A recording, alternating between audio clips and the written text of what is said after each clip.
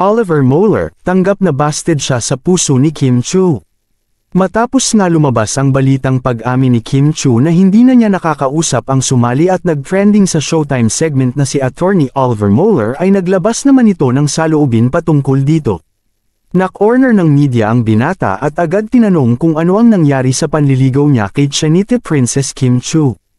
Ayon kay Oliver Moeller, Kim is a lovely person and of course I want her to be happy. As of the moment, our relationship did not prosper because she told me that she is busy at the moment and she would like to focus on her work.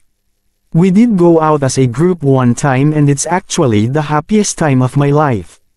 Anyhow, she is someone that I would like to be with sana, however she mentioned that she is still healing and there is someone else who is special in her heart.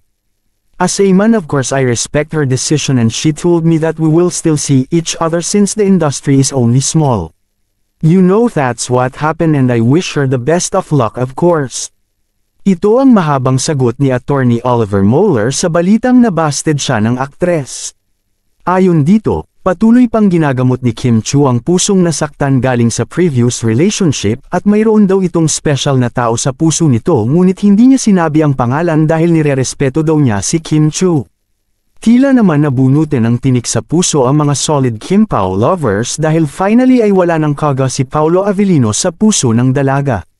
Suspecha ng ilang netizens, ang tinutukoy na dahilan kung bakit hindi siya sinagot ni Kim Chiu at ang sinabing special na tao ay walang iba kundi si Paolo Avellino.